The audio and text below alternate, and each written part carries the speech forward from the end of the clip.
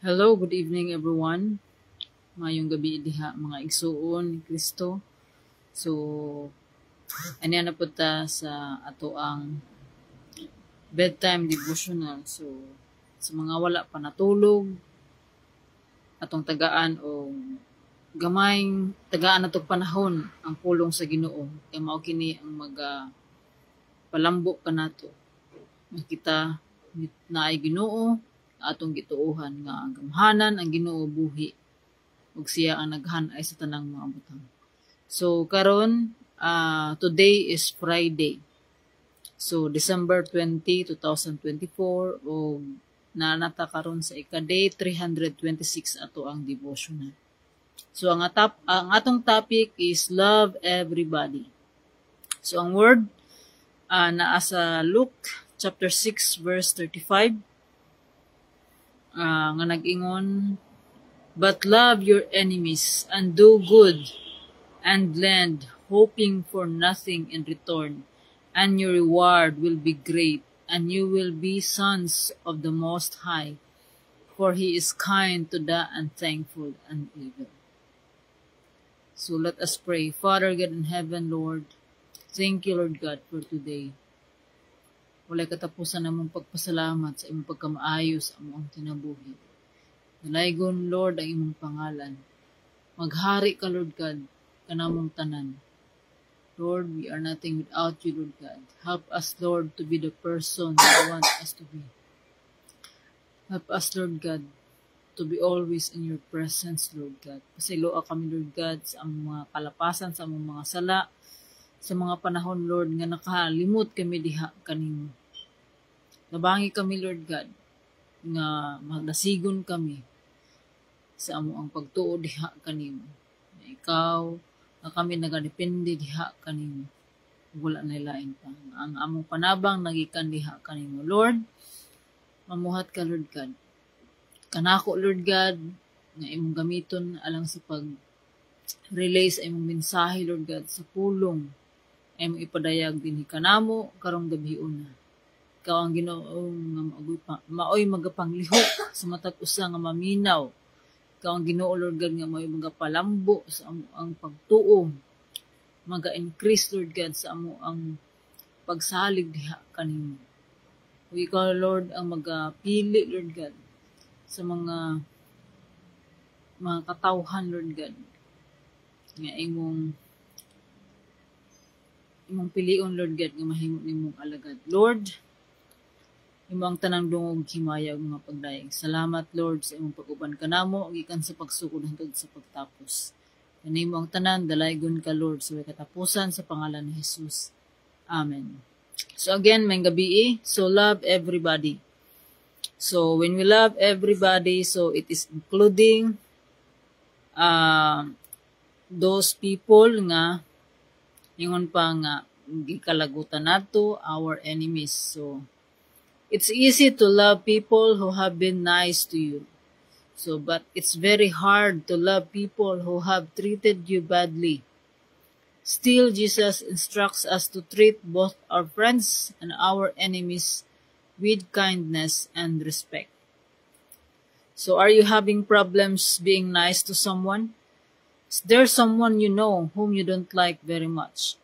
Remember that Jesus not only forgave his enemies, he also loved them.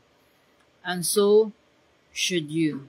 So, masigani katong si Jesus nga gilansang na siya sa cross, nga gibugal-bugalan siya, gibiay siya. Unsay respond ni Jesus. Ningon siya nga, forgive them, for they do not know what they are doing. So, pasayloa sila. Kung kaya wala sila masayod sa ilang gibuhat. So, yung nana po ang atong pagabuhaton sa atong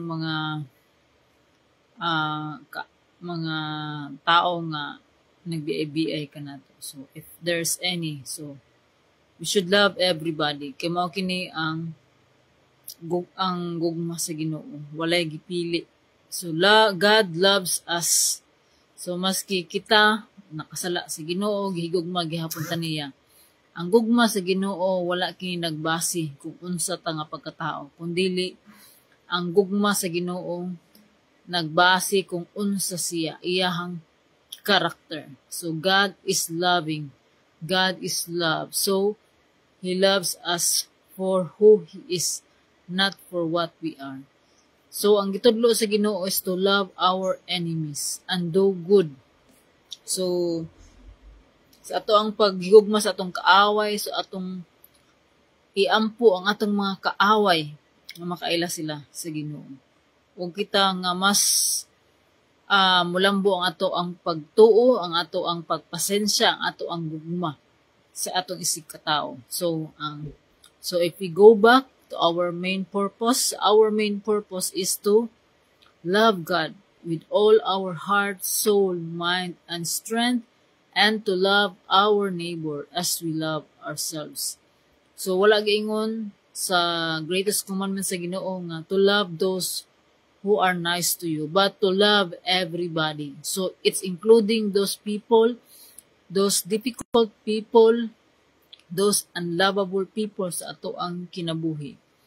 So we should, the Bible also says that we should forgive everybody.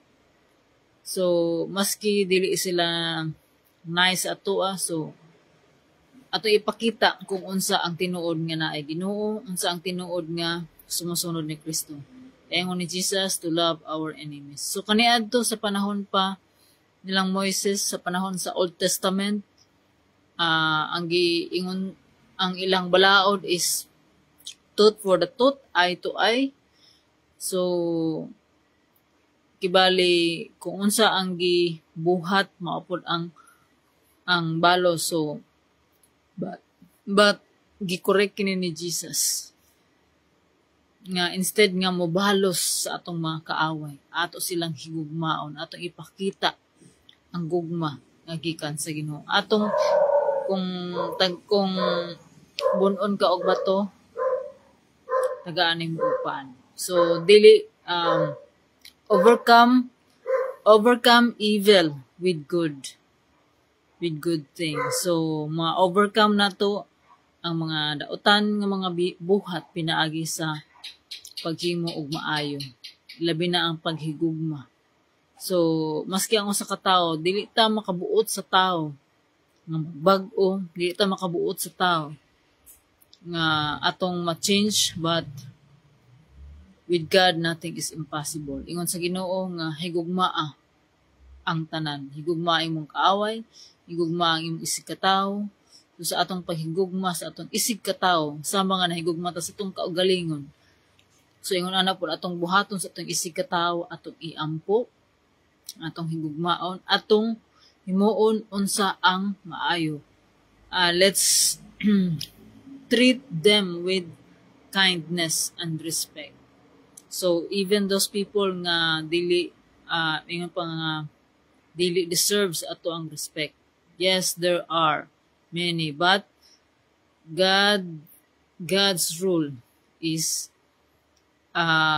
opposite to our rules. So isa man atong sundon. So mo na akong ginaingon nga let the word of God be our standard of living. So mao ni ang sugo sa Ginoo is to love our enemies and do good to them and pray for them.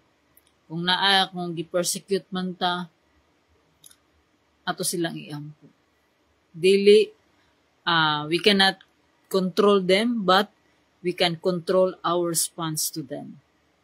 Remember that we are not in control, but God is in control. And our God is greater than our problems, than our enemies. So, karong gabi una, ang Ginoo nagtudlo kanato to love everybody, to be kind to them, to respect them. So, ang ato ang pagpakita, mao kini ang resulta sa ato ang tinuod nga pagsabot sa gugma sa Ginoo kanato. Ang tinuod nato nga naangkon nga kaluwasan, mao kini ang paghigugma nato sa atong isig katawo. Sama nga kita nahigugma sa atong kaugalingon. So, mahigugma ta, magpasensya ta. So, treat everybody with kindness, goodness, with faithfulness, and with a humble heart. So let's pray for our enemies. So let's show kindness, even those people nga nakasala ka nato, og ingon pa, we should give without expecting in return. We should give generously.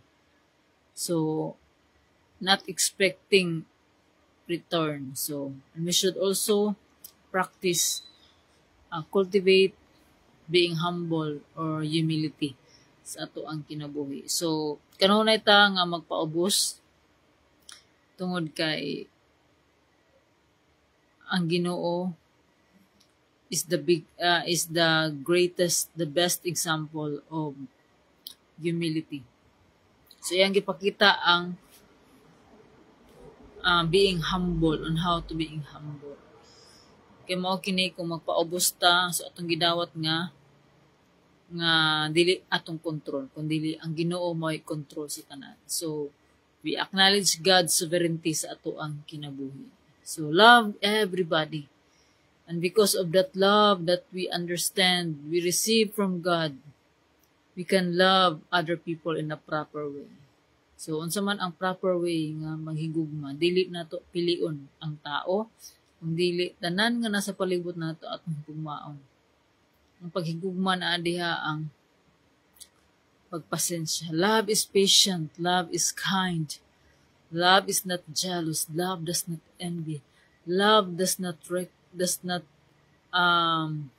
rejoice in wrong, but rejoices in the truth. So, mo kini nga padayon ta nga maninguha ta kanunay, maningkamot ta kanunay to obey God in everything, to be always be humble, to repent for our sins, to change our mindset, to change our mind and our hearts for God. So, we should love everybody. And we can do it. We can love our enemies if na ang Ginoo nagatabang ka nato. So dili gyud ta, we are nothing without God.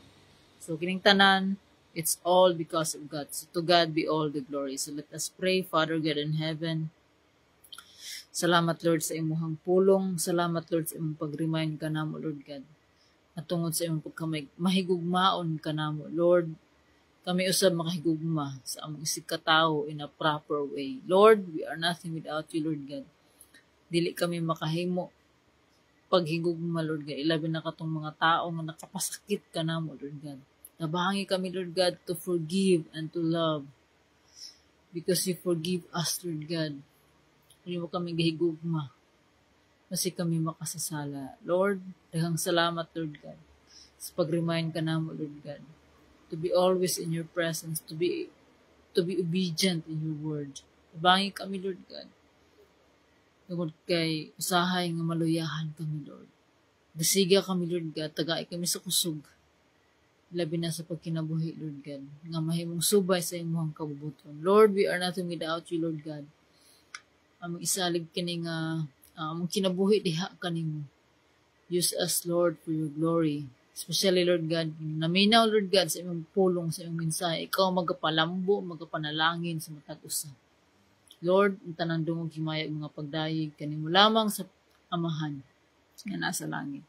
Ang tanang Lord ang giampo sa pangalan ni Jesus. Amen. So, good night, God bless, and see you tomorrow. Bye.